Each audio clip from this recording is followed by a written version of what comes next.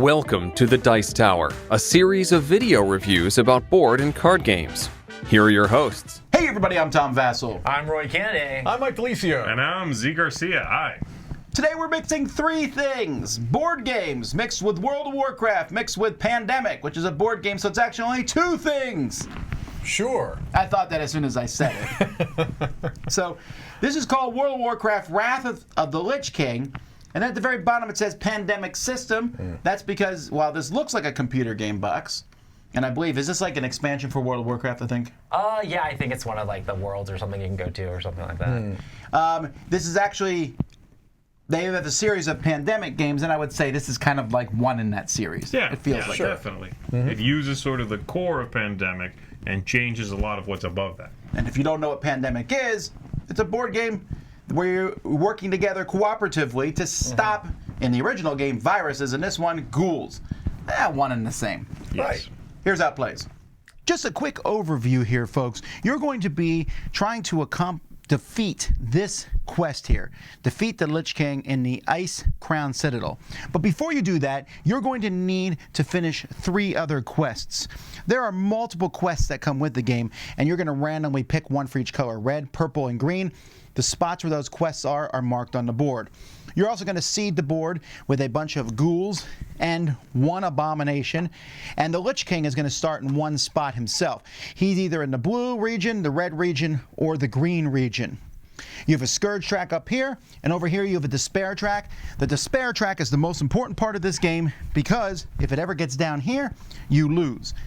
Players are going to have health. You're going to take a character who has a couple special abilities and health, and if any player is ever reduced to 0 health, they're going to respawn. You have a starting spot, like this person here starts in the breach, with full health, but the Despair track comes down too.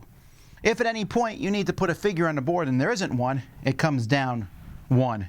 And if you ever need to put a ghoul out in a spot where there's already 3 ghouls, then the Despair track is going to come down 1. So there are many ways for that Despair track to come down.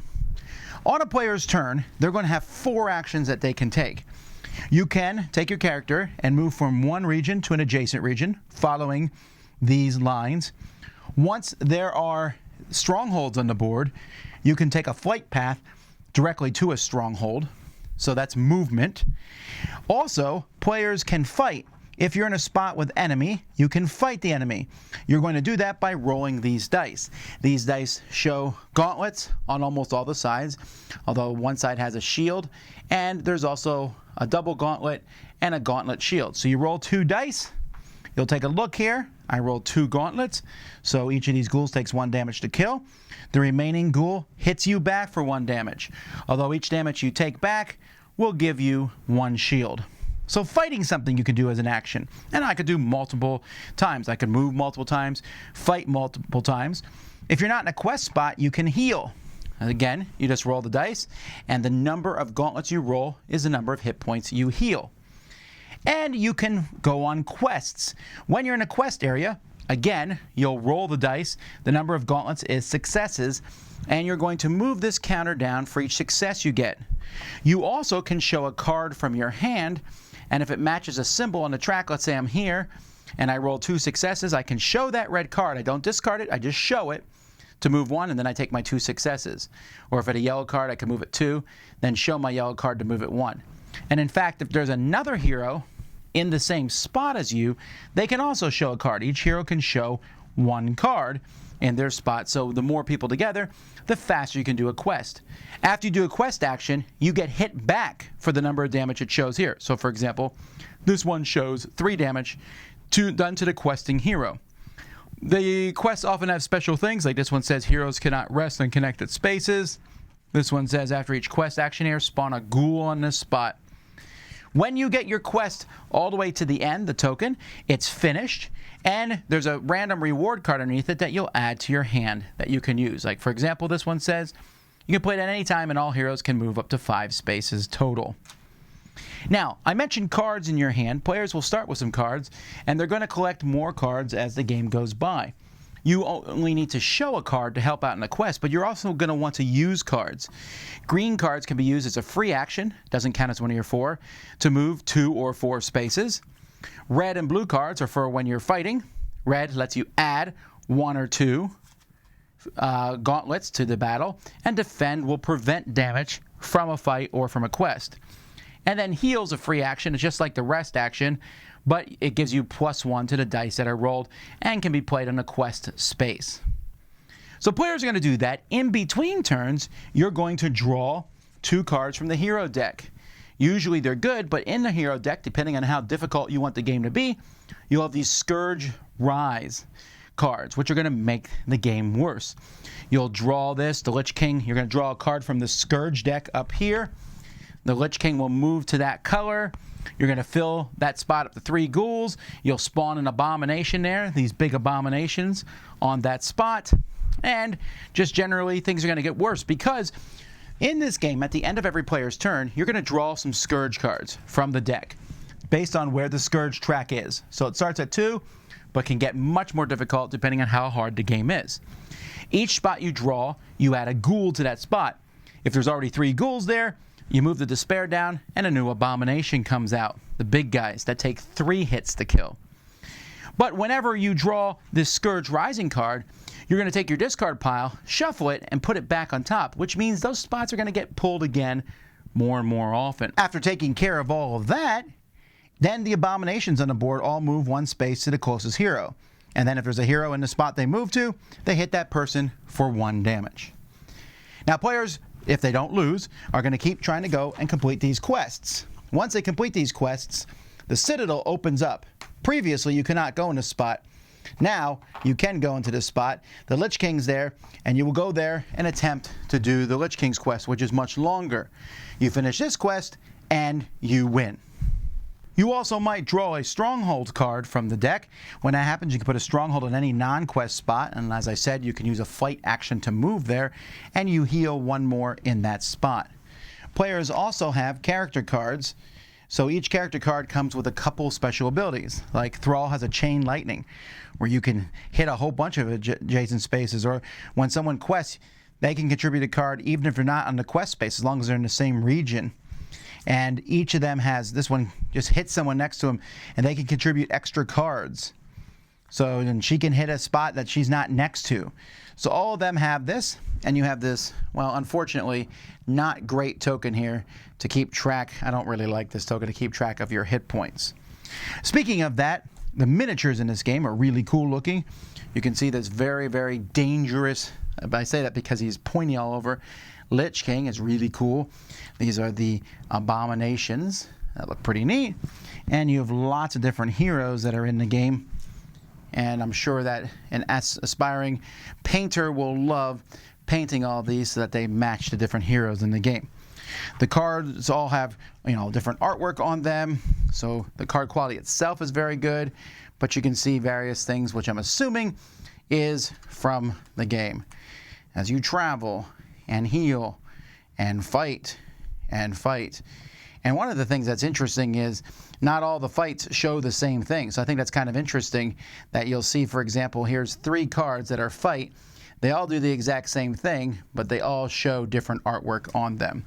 The dice are also good quality, and the components here, very well done.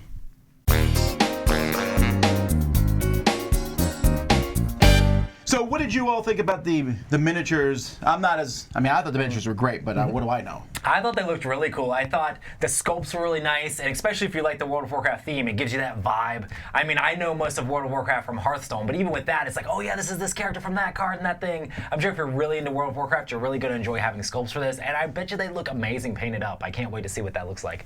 That Lich King was super spiky, and he's got the giant sword. It's really great stuff. I like the style of the miniatures also fits the artwork that WoW goes with. Mm-hmm. Yeah, absolutely. One thing I'll mention I liked a lot was on the back of the player cards. It showed you artwork of your character. On the back, it showed the miniature model. Yes, Yeah, awesome. That's a minor thing, but I really like that because I'm like, I agree. is this the one? Is this the one? No, I know exactly which one it is. That's just a small thing. I would like to see that more. Agreed. Now, Roy mentioned World of Warcraft. None of us are huge fans of the game. I'm not anti it, just we don't play it. Ignorant. We did play, one of the games was played with someone who was a big fan, and they said they really enjoyed the theme and got into it. Yeah. And that was a game you played. That it was well themed also. That's awesome. Which I think, from what little I know about World of Warcraft, yes, I can see the relationship of what's going on here to the game. But he really knows the game. Right. You know, you could read a card's location and he'd be like, it's over here on the map. That's awesome. And he said thematically this was a great approximation of what's going on in the video game. So there you go. And maybe most importantly, he was paying particular note to the fact that the character powers fit those characters. Yeah. You know, so Right. that's I mean, a nice. I could even tell that from a lot of the Hearthstone stuff because there's a lot of analogs. Some of the pictures are actually the same, like art from Hearthstone itself. It's like, oh, it does that. Oh, it does that sort of thing in this game. It kind of makes sense just coming from a completely separate game that's not World of Warcraft itself. It still has a lot of that flavor and feel from it. Sure. Well, to that end, Well, one final thing I do want to say component-wise, I think most everything looks good. You mentioned the clips already. I'm also not a huge fan of the Citadel. The Ice Crown Citadel that sits in the middle of the table I like it. is a cool central location, but it could lead to obscuring the board for someone sitting Yeah. across from it, and it's really just there to look cool. It sacrifices a little bit of usability, okay? Not a big deal. Right. You literally, don't put it there if it bothers you. But just pointing that out. It's true. And one last thing that reminded me of something else. In Pandemic, I don't have a problem knowing, generally speaking, where the location is because it's tied into real-world geography, right? Well, learn your World of I'm Warcraft so geography. unfamiliar. So what I was finding that I was doing is I would say the color before I would say what the actual location was. I would say green, you know, so we'd have at least a third of the board that we Sure. could. That is an issue if you're not familiar with World of But Warcraft. fortunately, because it is that way, I never found myself looking too long. No, it's not a huge It seemed thing. like it wasn't but too bad overall because you would see the card, it would have its would- that sector, but that's then true. kind of show you where it was on that Yeah. sector. So I had Yeah. no clue what the name was, but even looking across the table, I could tell where it was. Yeah, with you Zeal can holding the find card it. up. The Yeah. card shows you where it is. that Yeah. helps. Now, you mentioned the powers of the characters matching. One of the things I really like about this game, Yeah. I like that every character has 2 special abilities. Yes. That's really So cool too. comparing to regular Pandemic, you have 1 special ability. That's fine. I never had a problem. I never said I wished I had 2, except now I kind of do. Because in this one, I felt like they defined the character for one, and they also just felt cool to use them. Yep. Like, oh, I'm going to use a lightning bolt, boom, dead, or chain lightning and hit 3 different people. I do wonder if there was a mechanical reason for that too, because we may talk about this more as we get into it, but you're really kind of incentivized to be more together as a party in this game than maybe you would be in a base game of Pandemic where you might have reasons to spread out. So I almost wonder if there was a mechanical reason for giving each character a couple of powers. I don't know. Well, a lot of Well, stuff some has of to the do with later Pandemic games have introduced multiple powers on the Yeah. same card. Oh, they have? So like Glory to Rome has characters with multiple powers, and in fact they then have a power across the bottom which is tied to a die face in that game. So when you roll the eagle, for me that might mean one thing, and for you it'll mean a different thing, and for Gotcha. Roy it'll mean a different thing. So plus the 1 or 2 powers on the card itself. Okay. So it's a fairly newish thing, but it's still, if you're coming from Pandemic to this, that's quite the nice leap there. Yeah. And sure. so you mentioned dice, so that might throw some people off because a lot of these games don't have dice. This game felt very different, and there's no way around it. We're going to have to compare it to Pandemic in some ways. For sure. You know, there's only 1 color, which again is not new. They did it in Cthulhu, Pandemic Cthulhu. Right. There's only 1 color, but the cards, the cards have a different feel to them for me. 100%. Because in Pandemic, you're collecting sets of cards to cure the disease. That's the whole purpose of collecting them. Maybe flying in airplanes, but that's like a last resort. Right. In this one, you keep the cards for the quests, but you're encouraged to use them Right. a lot. And Yes. so it felt a little bit more action-oriented. And then with the dice, which dice can be super lucky, the dice range here is really small. Yeah. Yeah. It's really easy to hit. 1 shield, which is essentially 0, up to 2 gauntlets. That's it. So, and then there's things that let you manipulate Sure. the dice and such. I really liked it because it gives you the excitement of rolling dice, and you can even have like a big roll, but it didn't feel like, oh, well, we lost because we got hosed by the dice. I don't know Right. that I guess that could happen in this game. The card luck is much stronger than You the would have dice to be luck. exceptionally unlucky to feel like you lost the game because of dice Right. rolls. I don't think that's going to be a huge issue. I'm the kind of gamer that really enjoys dice. I kind of enjoyed the factor that added this. There's just something exciting about rolling dice as you're doing stuff. Normally it's just like, oh, you're taking actions to remove things. And this it's like, oh, I'm taking an action to see how much of that I can actually remove. So it has that bonus of like, instead of removing one thing, you can remove multiple things, and then you're figuring out how to mitigate that with the card play. I think the strategy in this game is much more straightforward. Like, I feel like it's easier for like new people to get into, or it's easier to teach somebody, because there's a lot of nuance in Pandemic normally of like, oh, we gotta both meet at this location, or we gotta both get there. There's a whole lot of like heavy strategy there sometimes, and playing the game well is pretty hard. This one, it seems straightforward. Like, let's go to the quest and roll dice to like complete the quest. And it just seems more like raucous fun than the heavy, thinky strategy that would be in a normal Pandemic game. Yeah, I agree. And the whole hand limit being 7 cards is still there. Right. Yes. It probably will not be a problem. You should be using your cards. Using cards. Yep. There is no, oh, I need to hold out for one more blue, so I have to discard to make space and keep waiting out that card. That is not really a thing in this one. Use your cards. Smack down the foes with it. Move for free, heal, all those things. Yep. Right. I like that it feels like an entire deck of special abilities. Yes. As opposed to red, yellow, green, whatever.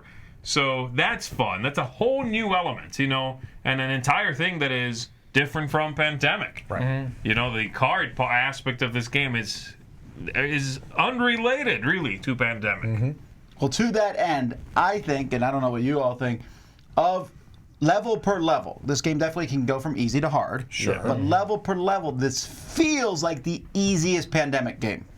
Or at least, okay, well, you already mentioned it's easy to play. Right. Like, there's not a lot of nuance in how to move around. Sure. And so you go up and you charge in. But I've lost my fair share of Pandemic games, for sure. Right. I have not. I lost my first game of this, but it was more of a, oh, wait, we need to do this now. And we made some dumb mistakes. Sure. But I felt like this was easier because I don't sit there and go, oh, I missed this. We should have did this back here. I guess my reasoning here is when you watch the Pandemic championships, they give everyone the same 2 cards. They give everyone the same things. The same cards come up, and you look at every game, and it's all in a different state. Right. Here, I bet you a lot of people would have the same state, because you sit there and go, I'm going to run to this quest. At the beginning of the game, there's 3 different quests. I'm probably going to pick the one that's closest to me and not where the Lich King is. Probably. Yeah. Right. I'm going to take care of that one first. Oh, there's a bunch of guys here. I'm going to go kill them. Yes, it's not on rails, but it's closer to on rails than the other ones are. Yeah, I think it comes back to what Roy was saying. I think this does have more obvious kind of strategies. It's not level. There's no layers of obscurity, really. You kind of know what you need to do. There are maybe a couple of different ways you can go about it, and you definitely want to utilize the powers of your characters to be the most efficient, but you kind of know what you need to do. You know what I mean? The puzzle solving is what isn't the same. Right. Pandemic is, for many players, a puzzle solving game first. Right.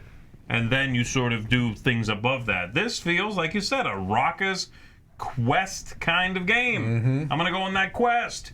Oh, along the way, there's some guys I need to take out. I'll do that. And then keep going on my quest and reach over there and show my cards and roll my dice. So I think that works. As far as the difficulty, Tom, it's easy, but I think what you're picking up on, it might be that this one is just has more levels of difficulty than most other Pandemic games. Right. Pandemic, the original Pandemic has 3 levels of difficulty. Right. You can play with 4 cards, 5, or 6. That's it. This You're right. one I've gotten used to all the other has a bunch of stuff. gradients. There are so many different levels. You can change where things start on the tracks. Right. What cards are in the deck that are bad? What cards are in the deck that are good? The strongholds. There's quite a bit of variability. So you can keep exploring this one and fine tune it to where you love it. Right. Where it's like this is just difficult enough. We seem to be losing whatever you want half the time. And that's where I want it to be. So if you're someone who is worried about cooperative game difficulty, this is good for that, because you can make it what you want it to be. Well, you like more of the Euro style type Right. games, and this one is not.